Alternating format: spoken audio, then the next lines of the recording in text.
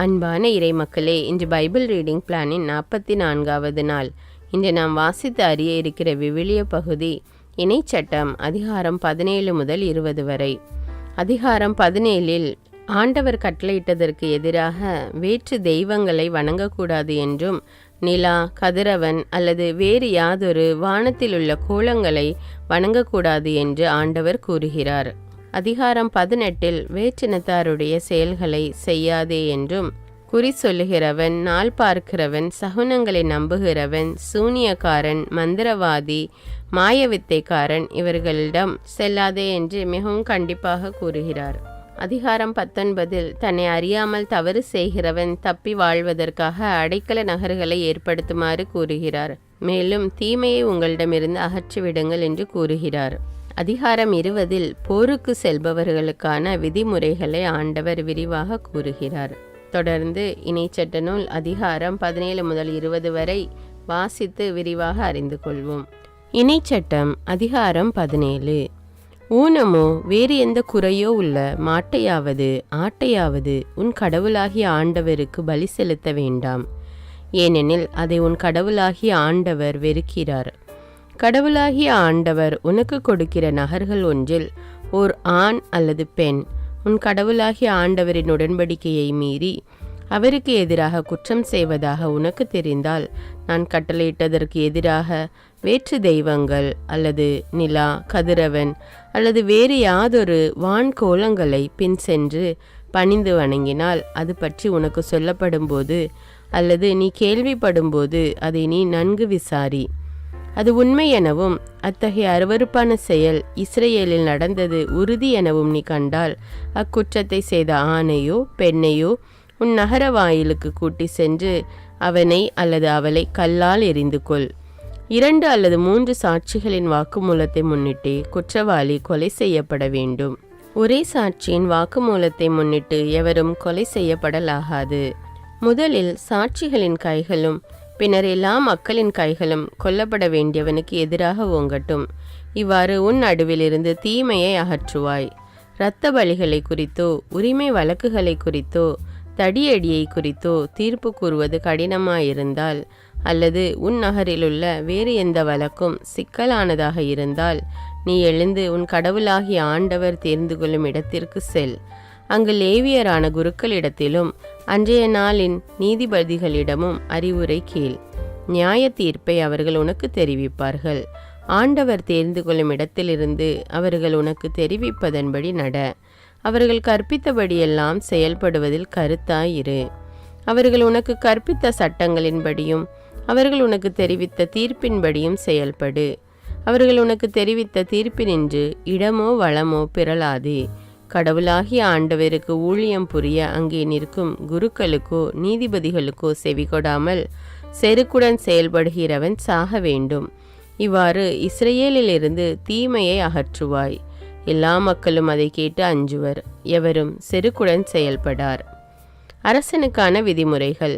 உன் கடவுளாகிய ஆண்டவர் உனக்கு கொடுக்க போகும் நாட்டுக்குள் சென்று அதை உடைமையாக்கி அதில் குடியேறிய பின், என்னை சுற்றிலும் உள்ள எல்லா வேற்றினத்தாரையும் போல நானும் எனக்கு ஒரு அரசனை ஏற்படுத்துவேன் என்று நீ சொல்வாய். அப்போது உன் கடவுளாகிய ஆண்டவர் தெரிந்தெடுக்கும் ஒருவனையே உன் அரசனாக ஏற்படுத்துவாய். உன் இனத்தான் ஒருவனையே உன் அரசனாக்குவாய். உன் இனத்தான் அல்லாத அந்நியன் ஒருவனை உனக்கு அரசனாக நியமிக்காதே. அவன் தனக்கென குதிரைகளை மிகுதியாக்கி கொள்ளாமலும் குதிரைகளை மிகுதியாக்கி கொள்ளும் பொருட்டு மக்களை மீண்டும் எகிப்துக்கு போக சொல்லாமலும் இருக்கட்டும். ஏனெனில் இனி அந்த வழியாக திரும்பவும் செல்லக்கூடாதென ஆண்டவர் உங்களுக்கு சொல்லியுள்ளார். அவன் இதயம் ஆண்டவரை விட்டு விலகாதிருக்க வேண்டுமானால் பல மனைவியரை கொள்ளலாகாது. வெள்ளியும் பொன்னும் அளவு மீறி சேர்க்கலாகாது. அவன் தன் அரசு கட்டிலில் அமர்ந்த பின் லேவியராகிய குருக்கள் பொறுப்பிலுள்ள இச்சட்ட நூலின் நகல் ஒன்றை தனக்கென ஒரு ஏட்டில் எழுதி கொள்ளட்டும். அதை தன்னோடு வைத்து கொள்ளட்டும். அதை நாள்தோறும் அவன் வாழ்நாள் முழுவதும் வாசிக்கட்டும். அதனால் அந்த சட்டத்தின் எல்லா வார்த்தைகளையும் அதன் நீதிமுறைகளையும் நிறைவேற்றுவதன் மூலம் அவன் கடவுளாகிய ஆண்டவருக்கு அஞ்சி நடக்க கற்றுக்கொள்வான். அதனால் அவன் இதயத்தில் இருமாப்பு கொண்டு தன் சகோதரருக்கு மேல் தன்னை உயர்த்தி கொள்ளாமலும் கட்டளைகளிலிருந்து வலமோ இடமோ பிறளாமலும் இருப்பான். அப்போது அவனும் அவன் புதல்வர்களும் இஸ்ரேலில் நெடுநாள் ஆட்சி புரிவர். இணைச்சட்டம் அதிகாரம் 18. குருக்களுக்கான பங்கு. லேவிய குருக்களுக்கும் அனைத்து லேவிய குலத்தாருக்கும் இஸ்ரேல் மக்களிடையே பங்கும் சொத்துரிமையும் இல்லை. ஆண்டவருக்கென செலுத்தப்படும் எரிபலிகளையும் அவருக்கே உரியவைகளையும் அவர்கள் உண்பார்கள். அவர்கள் சகோதரர்கள் நடுவே அவர்களுக்கு உரிமை சொத்து இல்லாதிருக்கட்டும். ஆண்டவர் அவர்களுக்கு வாக்களித்தபடி அவரே அவர்களின் உரிமை சொத்து. மக்களிடமிருந்து குருக்களுக்கு சேர வேண்டிய உரிமமாவது பலியிட வருவோர் பலியிடப்படும் ஆடு மாடு இவற்றின் முன்னந்தொடை தாடைகள் இறைப்பை ஆகியவற்றை குருவுக்கு கொடுக்க வேண்டும். தானியம் திராட்சரசம் எண்ணெய் இவற்றின் முதற் பலனையும் கத்தரித்த ஆட்டு மயிரின் முதற் பங்கையும் அவனுக்கு கொடுக்க வேண்டும். ஏனெனில் அவனும் அவன் புதல்வர்களும் உன் கடவுளாகிய ஆண்டவர் பெயரால் அவர் முன்னிலையில் என்றென்றும் ஊழியம் செய்யும்படி அவர் அவனை உங்களது குலங்கள் அனைத்திலிருந்தும் தேர்ந்து கொண்டார். இஸ்ரேலில் பரவியுள்ள யாதொரு நகரில் வாழும் ஒரு லேவியன் அங்கிருந்து புறப்பட்டு ஆண்டவர் தேர்ந்து கொள்ளும் இடத்திற்கு விரும்பி வந்தால் அங்கே ஆண்டவரின் முன்னிலையில் ஊழியம் செய்யும் லேவியராகிய தன் சகோதரரைப் போல அவனும் கடவுளாகிய ஆண்டவர் பெயரால் ஊழியம் செய்வான். அவன் தன் தந்தை வழி சொத்தில் வரவேண்டியதை அனுபவிப்பதுமின்றி தன் ஊழியத்திற்கான பங்கையும் உணவுக்காக பெற்றுக்கொள்ளட்டும். வேற்றின வழக்கங்கள் குறித்த எச்சரிக்கை. உன் கடவுளாகிய ஆண்டவர் உனக்கு கொடுக்கும் நாட்டுக்குள் போன பின் அந்த வேற்றினத்தாரின் அருவருப்பான செயல்களை கற்றுக்கொள்ளாதே. தன் புதல்வனை அல்லது புதல்வியை தீமிதிக்க செய்கிறவனும் குறி சொல்கிறவனும் நாள் பார்க்கிறவனும் சகுனங்களை நம்புகிறவனும் சூனியக்காரனும் மந்திரவாதியும் ஏவி விடுகிறவனும் மாயவித்தைக்காரனும் இறந்தவர்களிடம் குறி கேட்கிறவனும் உங்களிடையே இருத்தலாகாது. ஏனெனில் இவற்றையெல்லாம் செய்கிறவன் ஆண்டவருக்கு அருவருப்பானவன். இப்படிப்பட்ட அருவருப்பான செயல்களில் நிமித்தம் உன் கடவுளாகிய ஆண்டவர் உன் முன்னிலை நின்று அவனை துரத்தி விடுவார். கடவுளாகிய ஆண்டவருக்கு நீ முற்றிலும் உண்மையாயிரு. இறைவாக்கினரை அனுப்புவதற்கான உறுதிமொழி. ஏனெனில் நீ துரத்திவிடவிருக்கும் இந்த வேற்றினத்தார் குறி சொல்கிறவர்களுக்கும் நாள் பார்க்கிறவர்களுக்கும் செவி கொடுக்கிறார்கள். அவ்வாறு செயல்பட உன் கடவுளாகிய ஆண்டவர் உன்னை அனுமதிக்கவில்லை. கடவுளாகிய ஆண்டவர் உன் சகோதரர் நடுவினின்று என்னை போல் ஒரு இறைவாக்கினரை ஏற்படுத்துவார். நீ அவருக்கு செவிகொடு. ஒரேபில் திருப்பேரவை கூடிய நாளில் நீ உன் கடவுளாகிய ஆண்டவரிடம் அன்றாடி, நான் இறந்து போகாதபடி என் கடவுளாகிய ஆண்டவரின் குரலொலியை இனி நான் கேட்காமலும் இப்பெரும் நெருப்பை இனி நான் காணாமலும் இருப்பேனாக என்று விண்ணப்பித்த போது ஆண்டவர் என்னை நோக்கி, அவர்கள் சொன்னதெல்லாம் சரி என்றார். உன்னை போல் ஒரு இறைவாக்கினனை அவர்களுடைய சகோதரர்களினின்று நான் அவர்களுக்காக ஏற்படுத்துவேன். என் வார்த்தைகளை அவனுடைய வாயில் வைப்பேன். நான் கட்டளையிடுவது அனைத்தையும் அவன் அவர்களுக்கு சொல்வான். என் பெயரால் அவன் சொல்லும் என் வார்த்தைகளுக்கு செவி கொடாதவனை நான் வேறறுப்பேன். ஆனால் ஒரு இறைவாக்கினன் எனது பெயரால் பேசுவதாக எண்ணிக்கொண்டு நான் அவனுக்கு கட்டளையிடாதவற்றை பேசினால் அல்லது வேற்று தெய்வங்களின் பெயரால் பேசினால் அந்த இறைவாக்கினன் சாவான். ஆண்டவர் சொல்லாத வார்த்தை இன்னதென்று எப்படி நான் அறிவது என்று நீ உன் மனதில் எண்ணலாம். ஒரு இறைவாக்கினன் ஆண்டவரின் பெயரால் உரைப்பது நடைபெறாமலும் நிறைவேறாமலும் போனால் அந்த இறைவாக்கினன் தன் எண்ணப்படியே பேசுபவன். அவனுக்கு நீ அஞ்ச வேண்டியதில்லை. இணைச்சட்டம் அதிகாரம் 19. அடைக்கல நகர்கள். கடவுளாகிய ஆண்டவர் வேற்றினத்தாரை வேறறுத்து அவர்களின் நாடுகளை உனக்கு கொடுப்பார். நீ அவற்றை உடைமையாக்கி அவர்களது நகர்களிலும் வீடுகளிலும் குடியேறுவாய். நீ உடைமையாக்கி கொள்ளும்படி உன் கடவுளாகிய ஆண்டவர் கொடுக்கவிருக்கும் நாட்டினிடையே 3 நகர்களை உனக்கென ஒதுக்கிவை. கொலை செய்தவன் எவனும் அங்கே தப்பி ஓடும்படி சாலைகளை அமை. இவ்வாறு உன் உரிமை சொத்தாகுமாறு கடவுளாகிய ஆண்டவர் உனக்கு கொடுக்கவிருக்கும் நாட்டை 3 பாகங்களாக பிரி. அங்கே ஓடிப்போவதன் மூலம் உயிர் வாழத்தக்க கொலையாளி யாரெனில் தற்செயலாய் முன்பகை ஏதுமின்றி தனக்கு அடுத்திருப்பவனை கொலை செய்பவனே. சான்றாக ஒருவன் மரம் வெட்டுவதற்காக தனக்கு அடுத்திருப்பவனோடு காட்டுக்குள் செல்கிறான். மரத்தை வெட்டுவதற்காக கோடரியை தன் கையால் ஓங்கும்போது கோடரியின் இரும்பு கைப்பிடி நின்று கலன்று அடுத்திருப்பவன் மீது விழ அவன் இறந்து போகிறான். அப்போது அப்படிப்பட்டவன் இந்நகர்கள் ஒன்றினுக்குள் தப்பியோடி அங்கே வாழலாம். இல்லையெனில் கொலை செய்யப்பட்டவனின் முறை உறவினன் கோபவெறியால் பழிவாங்கும்படி கொலையாளியை பின்தொடரும் போது செல்லும் வழி நீண்டதாக இருந்தால் அவனை பிடித்து கொன்றுவிட ஏதுவாகும். ஆனால் கொலை செய்யப்பட்டவன் மீது கொலையாளிக்கு முன்பகை இல்லாததால் அவன் சாவுக்குரிய குற்றம் ஏதும் செய்யவில்லை என்பது உண்மை. எனவேதான் நான் உனக்கு கட்டளையிடுகிறேன், 3 நகர்களை உனக்கென ஒதுக்கிவை.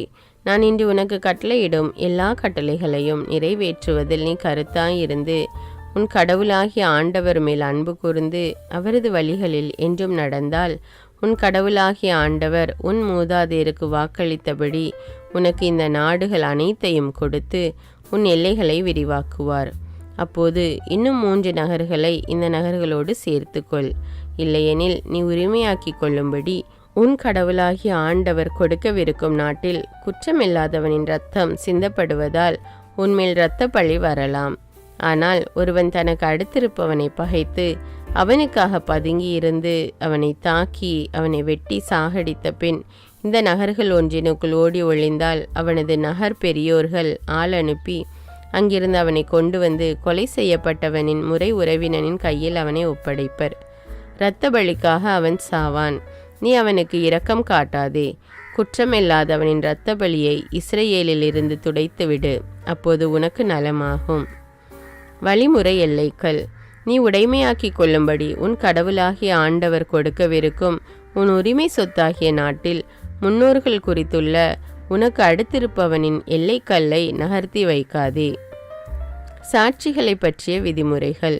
ஒருவனது எந்த குற்றத்தையும் எந்த பழி பாவ செயலையும் உறுதி செய்ய ஒரே சாட்சியின் வாக்குமூலம் போதாது.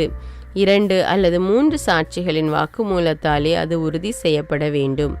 ஒருவன் மேல் குற்றம் சுமத்தும்படி ஒரு பொய் சாட்சி முன் வந்தால் வழக்காடுகிற இருவரும் ஆண்டவரின் திருமுன் அன்றைய நாளில் ஊழியம் புரியும் குருக்களிடமும் நீதிபதிகளிடமும் வரட்டும். நீதிபதிகள் தீர விசாரிப்பர். சான்று சொன்னவன் பொய் சாட்சி என்றும் தன் சகோதரனை அநியாயமாக குற்றம் சாட்டியுள்ளான் என்றும் அறிந்தால் அவன் தன் சகோதரனுக்கு செய்ய நினைத்தது போலவே அவனுக்கு செய்யுங்கள். இவ்வாறு உங்கள் நடுவிலிருந்து தீமையை அகற்றுங்கள். அப்போது அதை கேட்டு மற்றவர்களும் அஞ்சுவர். அத்தகைய தீச்செயலை உங்களிடையே எவரும் செய்ய துணியார். நீ அவனுக்கு இரக்கம் காட்டாதே. உயிருக்கு உயிர், கண்ணுக்கு கண், பல்லுக்கு பல், கைக்கு கை, காலுக்கு கால். இணைச்சட்டம் அதிகாரம் 20. போரை பற்றிய விதிமுறைகள். நீ உன் பகைவருக்கு எதிராக போருக்கு போகையில் உன்னிடம் உள்ளதை விட மிகுதியான குதிரைகளையும் தேர்களையும் பெரும் படையையும் நீ கண்டால் அவர்களுக்கு அஞ்ச வேண்டாம். ஏனெனில் எகிப்திலிருந்து உன்னை வெளியே கூட்டி வந்த உன் கடவுளாகிய ஆண்டவர் உன்னோடு உள்ளார். நீ போரிடத் தொடங்கும் முன் குருக்கள் முன் வந்து வீரர்களிடம் கூற வேண்டியது, இஸ்ரேலே கேள், இன்று நீங்கள் உங்கள் பகைவர்களுக்கு எதிராக போர் புரிய முன் வந்துள்ளீர்கள். உங்கள் இதயம் சோர்ந்து போக வேண்டாம், அஞ்ச வேண்டாம், கலங்க வேண்டாம். அவர்களை பார்த்து தத்தளிக்கவும் வேண்டாம். ஏனெனில் உங்களுக்காக உங்கள் பகைவருக்கு எதிராக போர் புரியவும் உங்களை காப்பாற்றவும் உங்கள் கடவுளாகிய ஆண்டவரே உங்களோடு செல்கிறார். அதன் பின் படைத்தலைவர்கள் வீரர்களிடம் கூற வேண்டியது, புது வீட்டை கட்டி அதை அர்ப்பணம் செய்யாதவன் தன் வீட்டுக்கு திரும்பி போகட்டும். அவன் போரில் இறக்க நேரிட்டால் வேறு ஒருவன் அதை அர்ப்பணம் செய்ய வேண்டியிருக்கும். திராட்சை தோட்டம் அமைத்து அதன் பயனை அனுபவிக்காதவன் தன் வீட்டுக்கு திரும்பி போகட்டும். அவன் போரில் இறக்க நேரிட்டால் வேறு ஒருவன் அதன் பயனை அனுபவிக்க வேண்டியிருக்கும். ஒரு பெண்ணை மன உறுதிப்பாடு செய்தும் அவளோடு கூடி வாழாதவன் தன் வீட்டிற்கு திரும்பி போகட்டும்.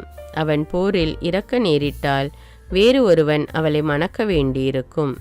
மீண்டும் படைத்தலைவர்கள் வீரர்களிடம் கூற வேண்டியது, உங்களில் அச்சமுற்று உள்ளம் சோர்ந்திருப்பவன் தன் வீட்டிற்கு திரும்பி போகட்டும். இல்லையெனில் அவன் தோழனும் அவனைப் போல் ஊக்கமிழந்து விடுவான். இவ்வாறு படைத்தலைவர்கள் வீரர்களிடம் பேசி முடித்த பின் அவர்களை நடத்தி செல்லும் படை தளபதிகளை நியமிக்கட்டும். ஒரு நகரோடு போரிட நீ அதை நெருங்கும்போது அது சரணடையுமாறு முயற்சி செய். அது சரணடைந்து தன் வாயில்களை உனக்கு திறந்தால் அதிலுள்ள மக்கள் எல்லோரும் உனக்கு அடிமைகளாகி உனக்கு பணிவிடை செய்வர். அது உன்னிடம் சரணடையாது உனக்கு எதிராக போர் தொடுத்தால் நீ அதை முற்றுகையிடு. கடவுளாகிய ஆண்டவர் அதை உன் கையில் ஒப்படைக்கும்போது அதிலுள்ள எல்லா ஆண்களையும் வாளால் கொன்றுவிடு. ஆனால் பெண்களையும் சிறுவர்களையும் ஆடு மாடுகளையும் நகரிலுள்ள அனைத்தையும் உன் கொள்ளை பொருளாக கொள். உன் கடவுளாகிய ஆண்டவர் எதிரியிடமிருந்து உனக்கு கொடுத்துள்ள கொள்ளை பொருள்களை நீ அனுபவிக்கலாம். இந்த நாடுகளை சாராத தொலையிலுள்ள எல்லா நகர்களுக்கும் அவ்வாறே செய்வாய். ஆனால் இந்த மக்களின் நகர்களை உன் கடவுளாகிய ஆண்டவர் உனக்கு உரிமை சொத்தாக கொடுத்துள்ளதால் அதில் உயிர் வாழும் எதையும் கொல்லாமல் விடாதே. இத்தியர், எமோரியர், கானானியர், பெரிசியர், இவ்வியர் மற்றும் எபூசியர் அனைவரையும் உன் கடவுளாகிய ஆண்டவர் கட்டளையிட்டபடி அழித்தொழிப்பாய். அதனால் தங்கள் தெய்வங்களுக்காக செய்கின்ற அருவருக்கத்தக்கவற்றை உனக்கு கற்றுக் கொடுத்து உன் கடவுளாகிய ஆண்டவருக்கு எதிராக பாவம் செய்ய உன்னை தூண்ட மாட்டார்கள். ஒரு நகருக்கு எதிராக போர் தொடுத்து நீ அதை நெடுநாள் முற்றுகையிட்டு கைப்பற்றினால் அதிலுள்ள மரங்களை கோடாரியால் வெட்டி அழிக்காதே. நீங்கள் அவற்றின் பழங்களை உண்ணலாம், ஆனால் அவற்றை வெட்டலாகாது.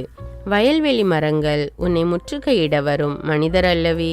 உணவுக்கு உதவாத மரங்கள் என்று உனக்கு தெரிபவற்றை மட்டும் வெட்டி அழிக்கலாம். உன்னோடு போர் புரியும் நகருக்கு எதிராக அதை வீழ்த்தும் வரை அவற்றை கொண்டு முற்றுகை கொத்தளங்களை எழுப்பலாம்.